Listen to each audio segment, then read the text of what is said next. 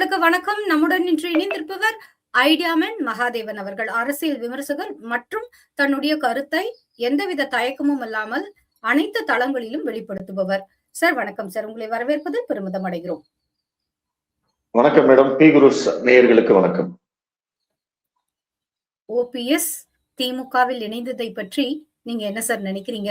ஆக்சுவலா இது 2-3 தடவை அவர் ஓபிஎஸ் முதல்வர் ஸ்டாலின் அவர்களை சந்திச்ச போதும் கண்டிப்பா அவரு திமுகவுக்கு போக மாட்டாரு அப்படின்னு தான் எல்லாருமே நினைச்சாங்க. ஏன்னா அதிமுகவுடைய முன்னாள் முதல்வர் ஒருவர் திமுகவுல போய் சேர்றத நம்ம கற்பனை பண்ணியே பார்க்க முடியாது. கிட்டத்தட்ட அது தேமுதிகவுக்கும் இந்த மாதிரி தான் இருந்தது. ஏன்னா கேப்டன் இருந்த வரைக்கும் தேமுதிக திமுகவோட கூட்டணி வைக்கல. பட் திமுகவை விடவும் இப்ப இருக்கக்கூடிய அதிமுக பிளஸ் பாஜக கூட்டணி தேமுதிகவுக்கு நல்லா இருக்கும், ஒரு ஆப்டா இருக்கும் அப்படின்னு தான் எல்லாருமே யோசிச்சாங்க. ஆனா தேமுதிகவும் அந்த பக்கம் திமுக பக்கம் அப்படியே தாவிட்டாங்க. இப்போ ஓபிஎஸும் பாத்தீங்கன்னா அரசியல் புருஷலா இருந்தாலுமே சேகர் பாபுவை மீட் பண்ணாரு, முதலமைச்சர் ஸ்டாலினை நேர்ல போய் சந்திச்சாரு.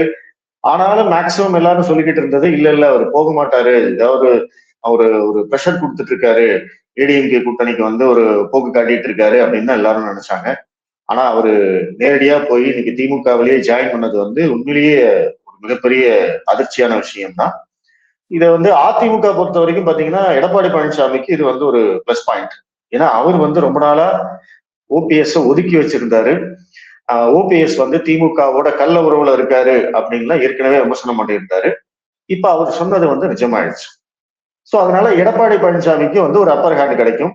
அவர் செஞ்சது சரி அப்படின்னு அதிமுக தொண்டர்களே இன்னைக்கு முடிவுக்கு வந்திருப்பாங்க. அதிமுக தொண்டர்கள் மத்தியில எடப்பாடி பழனிசாமியோடைய இமேஜ் கூடும். சோ எப்படி பார்த்தாலும் ஓட்டிழப்பு அப்படிங்கிறது இப்ப தேசிய ஜனநாயக கூட்டணிக்கு ஒரு குறிப்பிட்ட சதவீதம் 1% 2% ஓட்டிழப்பு அப்படிங்கிறது இருக்கலாம். ஆனா அது திமுகவுக்கு லாபமா முடியுமா அப்படின்னு கேட்டா இப்போதைக்கு பதில் இல்லை. சார், அதிமுகவினர் இனி எல்லோருமே அவர் அம்மாவோட துரோகின்னு சொல்லி கூப்பிட போறாங்க. இத ஓபிஎஸ் அவர்கள் எப்படி எதிர்கொள்வார்? இல்ல, எப்படி அவங்க இது மாதிரி டிசைட் பண்றாங்கன்னு எனக்கு ஒண்ணுமே புரியல. ஏன்னா மக்கள் ஒரு தலைவரை ஃபாலோ பண்றாங்க, அவருக்காக ஓட்டு போடுறாங்க, அவருக்காக நிக்கிறாங்க அப்படின்னா அது அவர் மட்டும் காரணம் இல்லை, அவர் சார்ந்து இருக்கிற இயக்கமும் சேர்ந்துதான் காரணம். ஓபிஎஸ் அப்படிங்கிறவரை அடையாளம் காட்டினது யாரு அப்படின்னா புரட்சி தலைவி அம்மா அவர்கள். அவங்க இல்லாத போது முதலமைச்சர் சீட்ல உட்கார வச்சு பிளஸ் நம்பிக்கையா இவரு திருப்பி கொடுத்தாரு அப்படிங்கிறதுனால அதிமுக தொண்டர்கள் மத்தியிலேயே ஓபிஎஸ்க்கு ஒரு நல்ல பேர் இருந்தது. எடப்பாடி பழனிசாமியால ஓபிஎஸ் அவர்கள் வெளியேற்றப்பட்ட போது கூட எதுக்கியா இந்த மனுஷன் இப்படி பண்றாரு, ஏதாவது சின்ன பதவியாவது கொடுத்து அவர் வச்சுக்கலாம் இல்ல அப்படிங்கிற ஒரு சாஃப்ட் கார்னர் தான் ஓபிஎஸ் மேல இருந்தது. ஓபிஎஸ் செஞ்ச ஒரு மிகப்பெரிய தவறு என்னன்னா ஒரு அதிமுக அலுவலகத்துக்குள்ள புகுந்து ஒரு தகராறு பண்ணது. அது மன்னிக்கவே முடியாத குற்றம். அதிமுக தொண்டர்கள் மனசுலும் பாத்தீங்க அப்படின்னா அங்க அந்த ஒரு புள்ளியில இருந்துதான் ஓபிஎஸ் வெகு தூரம் விலகி போயிட்டாரு அப்படின்னு நான் நினைக்கிறேன். அதற்கு பிறகும் அதிமுக மீட்பு குழு அப்படின்னு சொல்லி ஒரு குழுவை நடத்திக்கிட்டே நான் எப்படியாவது அதிமுகல சேர்ந்துடணும் அப்படின்னா இவ்வளவு நாளும் அவர் முயற்சி பண்ணிக்கிட்டு இருக்காரு.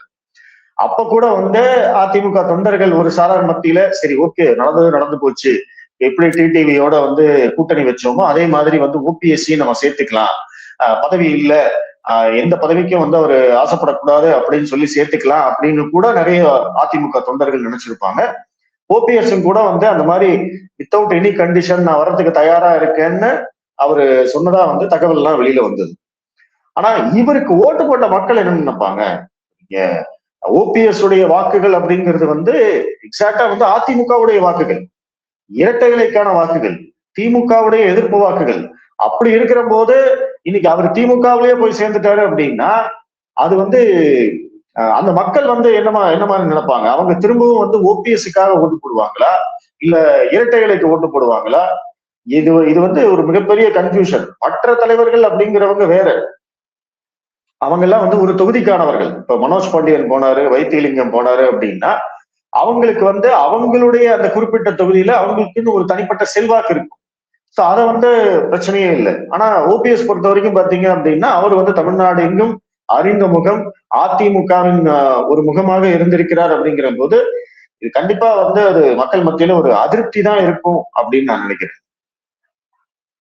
ஒரு பக்கம் சசிகலா அவர்கள் புதிதாக கட்சியை தொடங்கிட்டாரு. ஒரு பக்கம் வந்து பாத்தீங்கன்னா, ஓபிஎஸ் திமுகல போய் ஐக்கியமாயிட்டாங்க. இது மாதிரியான ஒரு அதிமுகவிற்கு அ எந்த மாதிரியான இந்த விஷயங்கள் சவாலாக அமையும்?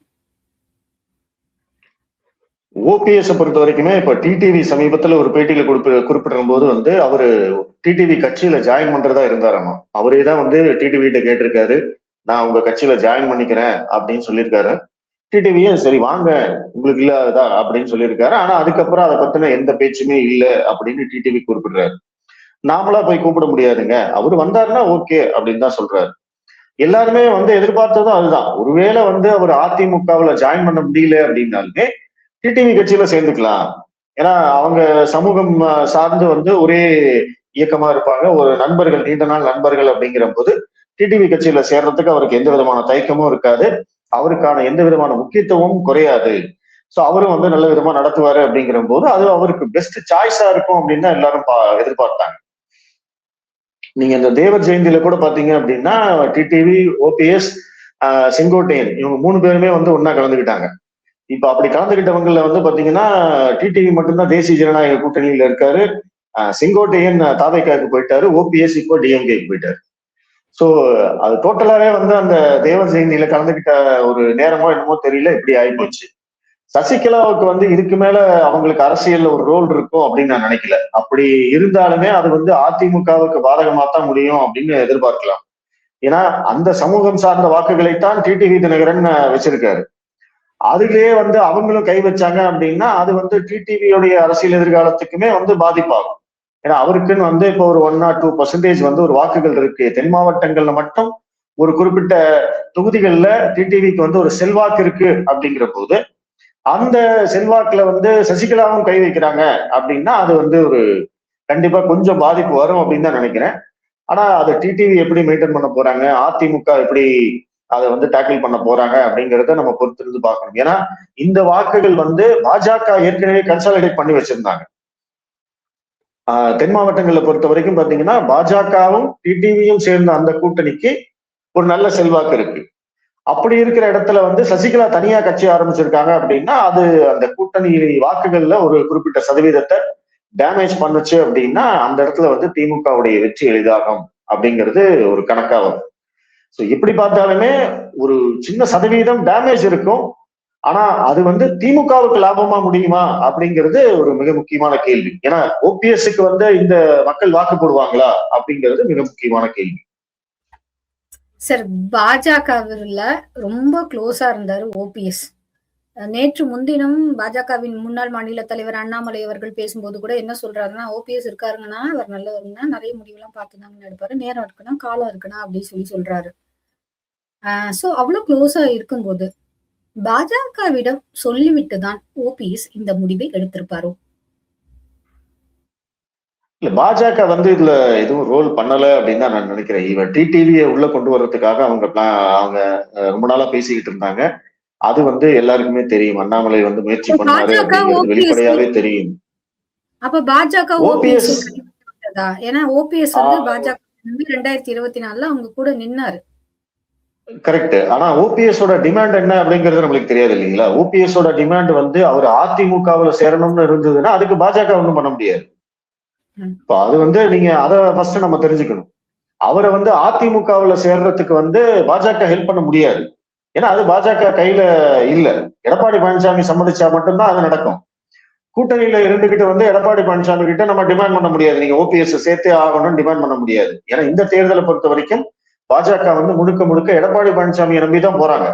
அவருடைய முடிவுக்கு எல்லாத்தையுமே விட்டாச்சு. அவர் தான் இன்னைக்கு தொகுதி தீர்மானம் பண்ண போறாரு. அவர் தான் வந்து எல்லாத்தையும் முடிவெடுக்க போறாரு. அவர் தான் லீட் பண்ண போறாரு. அப்படி இருக்கிற போது வந்து பாஜக எந்த விதத்திலையும் வந்து கமாண்ட் பண்ண முடியாது அவங்கள. அதே ஓபிஎஸ் வந்து நீங்க டிடிவியோட சேர்த்துக்கிறதுக்கு வந்து கண்டிப்பா அப்படி ஒரு ஆப்ஷன் அவரு ஓபிஎஸ் எடுத்திருந்தாரு அப்படின்னா அப்ப வந்து பாஜக வந்து எடப்பாடியை கன்வின்ஸ் பண்ணலாம். நீங்க வந்து அதிமுகவுல ஓபிஎஸ் வேணான்ட்டீங்க. ஆனா அவரு டிடிவியோட இருக்காரு. அது அந்த கட்சியோட நீங்க வந்து கூட்டணியில இருக்கீங்க, அவ்வளவுதான். அதை மத்ததெல்லாம் நாங்க பேசிக்கிறோம். நீங்க வந்து இந்த கூட்டணியை நம்ம வந்து கொண்டு போவோம் அப்படின்னு அந்த இடத்துல வந்து பாஜகவால பேச முடியும். பட் ஓபிஎஸ் என்ன டிமாண்ட் வச்சாரு அப்படிங்கிறது நம்மளுக்கு தெரியாது. சோ அதுதான் வந்து இங்க இருக்கக்கூடிய சிக்கல். பாஜக கைவிட்டுருச்சு அப்படின்னு நான் நினைக்கல. அவங்க முடிஞ்ச வரைக்கும் முயற்சி பண்ணி பார்த்திருப்பாங்க. ஏன்னா டிடிவிக்கே வந்து மிகப்பெரிய முயற்சி நடந்திருக்கு அப்படிங்கிறது நம்ம எல்லாருக்குமே தெரியுது. அமித்ஷால இருந்து அண்ணாமலையில இருந்து எல்லாருமே வந்து டிடிவியோட தொடர்ச்சியா பேசித்தான் வந்து அவரை உள்ள கொண்டு வந்திருக்காங்க. இந்த பக்கம் அவர்கிட்ட பேசியிருக்காங்க அப்படின்னா கண்டிப்பா எடப்பாடிகிட்டையும் பேசியிருப்பாங்க. அத டிடிவி அவர்களுமே ஒரு பத்திரிகையாளர்கள் சந்திப்புல உறுதிப்படுத்தியிருக்காரு, தொடர்ந்து பேசினாங்கன்னு சொல்லிட்டு. பாஜக பேசிதான் அந்த முடிவை தான் எடுத்ததாக சம்மதிச்சிருக்காரு.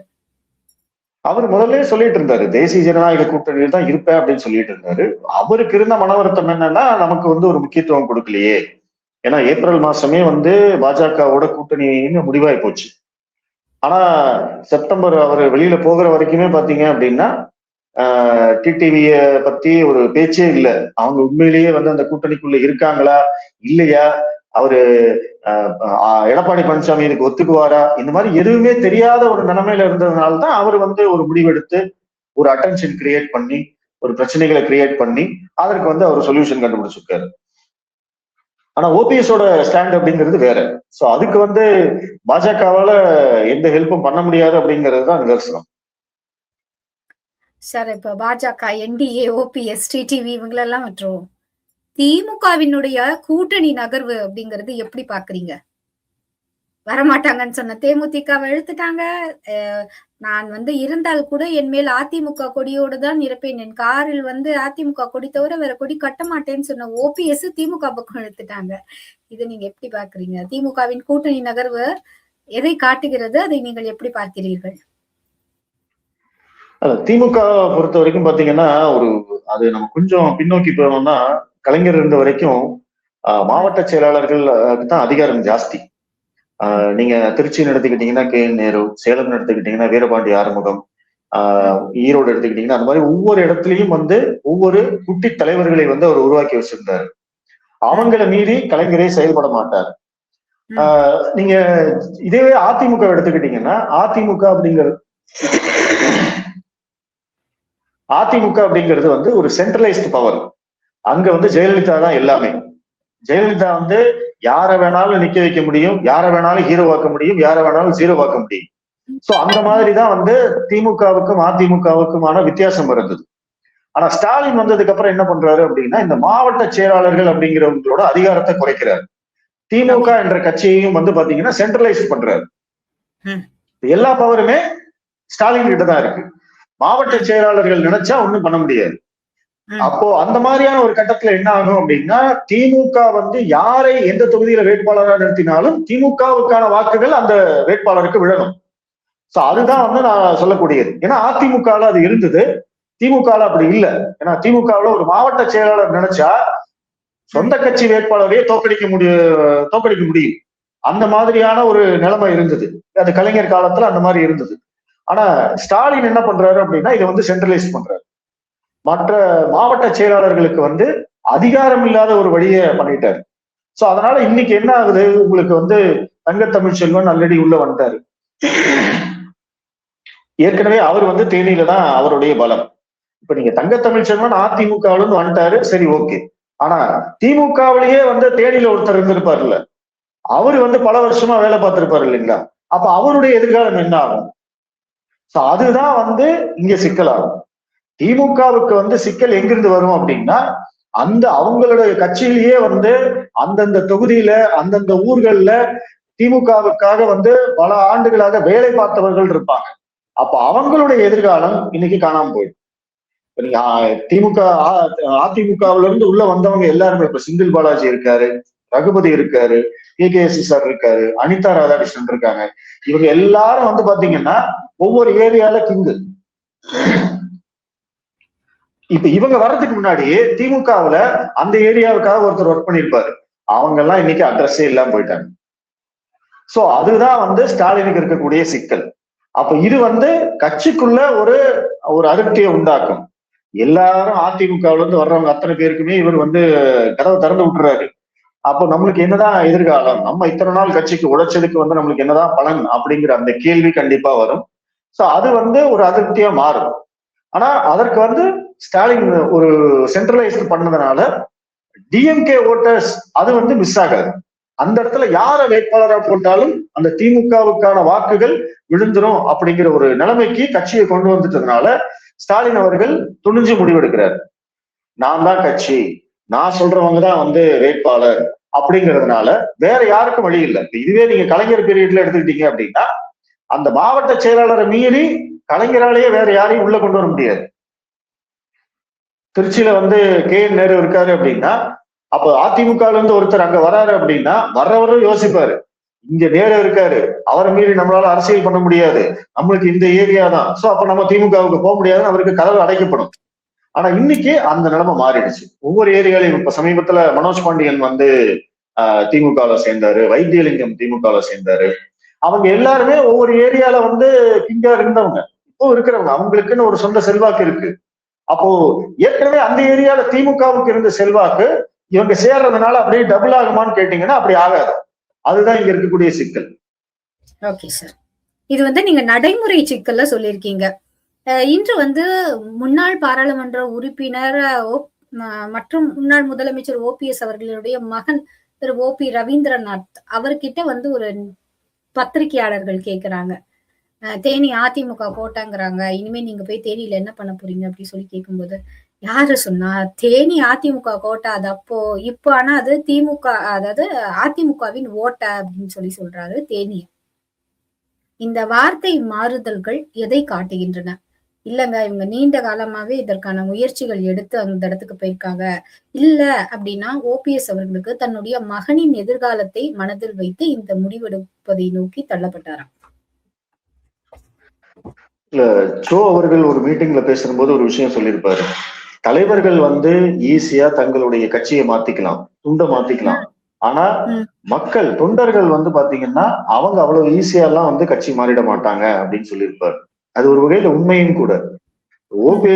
OPSஓ இல்ல ரவீந்திரநாத்தோ அவங்க துண்டை மாத்திக்கிட்டு கலரை மாத்திக்கிட்டு அவங்க திடீர்னு திமுகவுக்கு போயிடலாம். ஆனா அதிமுகவுடைய தொண்டர்கள் அவங்க இரட்டை இலைக்கு தான் ஓட்டு போடுவேன், எம்ஜிஆருக்கு தான் ஓட்டு போடுவேன், ஜெயலலிதா அம்மாவுக்கு தான் ஓட்டு போடுவேன் அப்படின்னு சொல்லக்கூடியவர்கள் அவ்வளவு சீக்கிரம் வந்து அதை மாத்திக்க மாட்டாங்க. அவங்க திரும்பவும் போய் இரட்டை இலைக்கு தான் குத்துவாங்க. ஆனாலும் OPS மாதிரியான நபர்கள், ரவீந்திரநாத் மாதிரியான நபர்கள் வந்து துணிஞ்சு சவால் விடுறதுக்கான காரணம் என்ன அப்படின்னு பாத்தீங்கன்னா, அவங்க இங்க இழக்க போற வாக்குகளை திமுக ஈடு பண்ணும், திமுகவுடைய வாக்குகள் அவங்களுக்கு கிடைக்கும். சோ அப்போ அவங்க வந்து ஒரு கால்குலேஷன் பண்றாங்க, நம்மளுக்குன்னு ஒரு சொந்த செல்வாக்கு ஒரு 5% 10% இருக்கு, நம்ம எங்க போனாலும் இந்த 5% 10% நம்மளுக்கு வந்துடும், பிளஸ் திமுகவுடைய வாக்குகள் நம்மளுக்கு கன்ஃபார்மா கிடைக்கும். சோ இதையெல்லாம் சேர்த்தோம் அப்படின்னா நம்ம ஈஸியா ஜெயிச்சிடலாம் அப்படின்னு தான் இவங்க எல்லாருமே வந்து கணக்கு பண்றாங்க. ஆனா மக்களை பொறுத்த வரைக்கும் இவங்களையெல்லாம் வந்து தண்டிக்கணும். இந்த மாதிரி வந்து கொள்கையே இல்லாம கட்சி மாறி கட்சி மாறி இமீடியட்டா வந்து தங்களுடைய நிறத்தை மாத்திக்கிறவங்கள மக்கள் வந்து புறக்கணிக்க கத்துக்கணும். அப்பதான் வந்து இதெல்லாம் நிக்கும். ஏன்னா நேற்று வரைக்கும் வந்து நீங்க ஸ்டாலினை எடுத்து பேசிட்டு இன்னைக்கு திடீர்னு வந்து ஸ்டாலின் தான் வந்து சிறந்த முதல்வர், சிறந்த தலைவர் அப்படின்னா மக்கள் உடனே அந்த மாதிரி எல்லாம் மாற மாட்டாங்க. இவங்க வந்து தங்களுடைய சுயநலத்துக்காக இப்படி எல்லாம் மாத்திக்கிறாங்க அப்படிங்கிற போது இது வந்து மாற நிக்கணும்.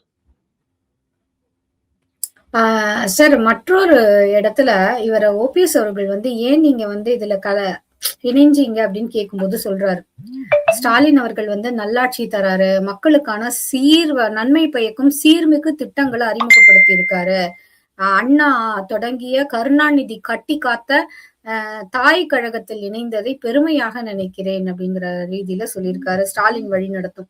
இதை நீங்க எப்படி பாக்குறீங்க சார்? எப்படி திடீர்னு வந்து இந்த மாதிரி தந்தை விசுவாசி, அதாவது தாய் விசுவாசியிலிருந்து தந்தை விசுவாசியாக இவர் மாறி போனார்? அம்மா விசுவாசியிலிருந்து அப்பா விசுவாசி அப்படி சொல்லணும். வேற வழி இல்லைங்க, வேற எல்லாம் அப்படித்தான் பேசுவாங்க. நேற்று வரைக்கும் திட்டிட்டு இருந்தாங்க. இப்ப வைகோ எல்லாம் வந்து ஸ்டாலினை பத்தி என்னவெல்லாம் பேசியிருக்காரு அப்படிங்கறத எடுத்து நம்ம இப்போ பொது வழியில பேசக்கூட முடியாது. அப்படிப்பட்ட வார்த்தைகளை பத்தி பேசியிருக்காங்க. காங்கிரஸ் கம்யூனிஸ்ட திட்டிருக்கு, கம்யூனிஸ்ட் காங்கிரஸை திட்டிருக்கு, கம்யூனிஸ்ட் VCK மதிமுக இவங்க எல்லாம் சேர்ந்து திமுகவை வந்து சொல்லாத வார்த்தையே கிடையாது.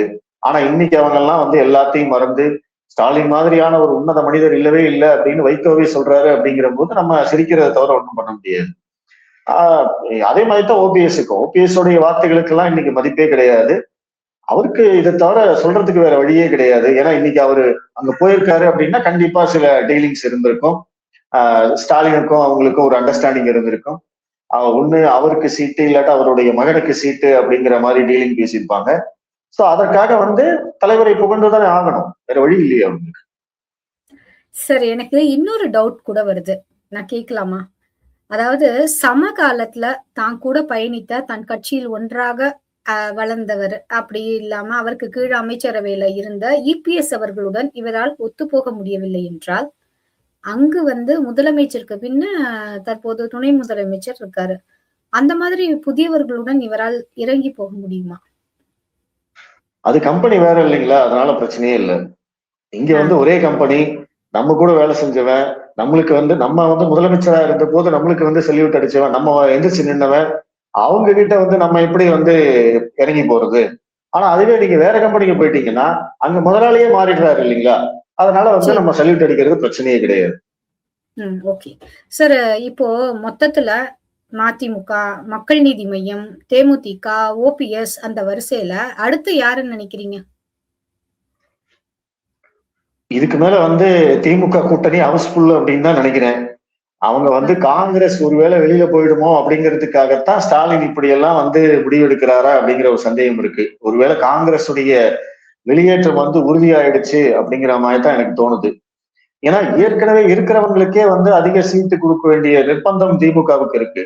ஆனா அதை பத்தி எல்லாம் வந்து கொஞ்சம் கூட யோசிக்காம இந்த கூட்டணி பேச்சுவார்த்தைகள்லாம் நடந்துகிட்டு இருக்கிற போதே இவங்க வந்து தொடர்ச்சியா வந்து ஆட்களை உள்ள கொண்டு வந்துகிட்டே இருக்காங்க, கட்சியை உள்ள கொண்டு வந்துகிட்டே இருக்காங்க அப்படின்னா இது இருக்கிற கட்சிகளுக்கு நீங்க இவங்க என்ன பண்ணுவாங்க, தேர்தல் அந்த தொகுதி உடன்பாடு எப்படி நடக்கும், எப்படி தொகுதிகள் ஒதுக்குவாங்க அப்படிங்கறதெல்லாம் ஒரு மிகப்பெரிய கேள்வி. அங்கதான் வந்து திமுகவுக்கு மிகப்பெரிய சிக்கல் இருக்கு.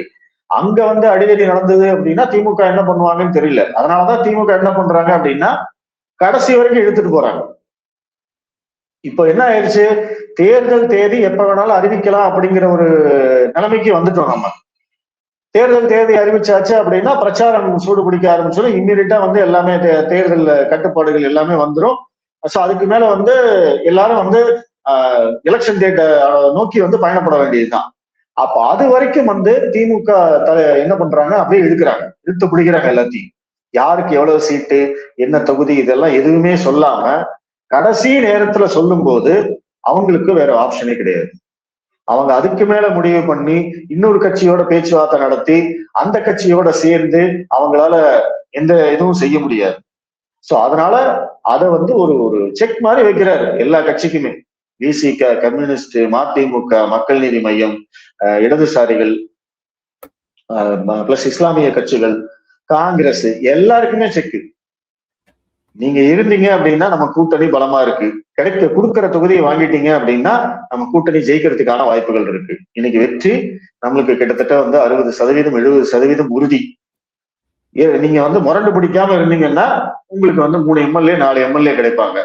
இல்லையா தாராளமா கிளம்பிக்கோங்க அப்படிங்கிற இடத்துக்கு வந்து ஸ்டாலின் நகர்றாரு. ஏன்னா இவங்களை மட்டுமே நம்பித்தான் திமுக இருக்கு அப்படின்னு அந்த ஒரு இக்கட்டான சூழ்நிலையில திமுகவை இருக்க வைக்க கூடாது அப்படிங்கிறது தான் அவர் முடிவு பண்றாரு. மேபி ராமதாஸையும் கூப்பிட்டாலும் கூப்பிடலாம், வேற வழிய வேற அவருக்கு வந்து ஒரு ஆப்ஷன் இருக்கு. அவரும் சொல்லிக்கிட்டு இருக்காரு இப்ப வரைக்கும். நீங்க அப்படி சொல்றீங்க, ஆனா திருமாவளவன் அன்றே வந்து நாங்க கூட்டணி கட்சிகளுக்கு எந்த நெருக்கடியும் தரமாட்டோம், அவர் ஒரு வேளை வந்தா நாங்களாகவே விலகிடுவோம் அப்படிங்கிற ஒரு வார்த்தையை சொல்லியிருக்காரு. அதையும் நம்ம கணக்குல எடுத்துக்கணும் இல்ல சார்? இதுக்கு மேல வந்து அவரால் விலக முடியாது. அதுதான் நான் சொல்ல வந்தேன். அவர் திமுக வந்து பாத்தீங்கன்னா அவரை வந்து கடைசி நேரத்துல வந்து இழுத்து பிடிக்கிறாங்க. இப்போ திமுக ஒரு முடிவெடுக்காம ராமதாஸ் உள்ள வராம எவ்வளவு தொகுதிகள் அப்படின்னு சொல்லாம விசிகாவால இந்த முடிவு எடுக்க முடியாது. இதை சொல்ல வேண்டிய நேரத்துல வந்து பாத்தீங்க அப்படின்னா இன்னைக்கு விஜய் கட்சிக்கு வந்து ஒரு ஒரு தொடர்ச்சியா வந்து அவருக்கு முன்னாடி இருந்த அந்த ஹைப் வந்து இப்ப குறைஞ்சிட்டே வருது. இன்னும் தேர்தல் நெருக்கத்துல வந்து பாத்தீங்கன்னா இன்னும் அவருக்கு குறையும். அப்போ அதனால வந்து விசிகா அந்த பக்கம் போறதுக்கு வாய்ப்பு இல்லை. ஆனா காங்கிரஸ் போச்சு அப்படின்னா விசிகாவுக்கு வந்து ஒரு இது இருக்கும். காங்கிரஸ் இன்னும் முடிவெடுக்கல. சோ ராமதாஸ் உள்ள வந்துட்டாரு அப்படின்னாலுமே இவங்க கடைசி நேரத்துல அந்த முடிவு எடுப்பாங்களா அப்படிங்கிறது தான் வந்து இது. அப்படி அவங்க முடிவெடுத்துட்டு போனாலுமே இங்க திமுகவுக்கு வந்து எங்களுக்கு எந்த பிரச்சனையுமே இல்லை. ஏன்னா காங்கிரஸ் இடத்துல வந்து தேமுதிக வந்துருச்சு, விசிக இடத்துல வந்து பாமக வந்துருச்சு, பிளஸ் ஓபிஎஸ் உள்ள கொண்டு வந்துட்டாங்க. சோ இந்த மாதிரி வந்து மேட்ச் பண்ணிட்டு அந்த ஓட்டு பர்சன்டேஜ் எது வந்து லாஸ் ஆகுதோ அதை வந்து மேட்ச் பண்ணிக்கிட்டே வராரோ அப்படின்னு தான் நம்மளுக்கு தோணும்.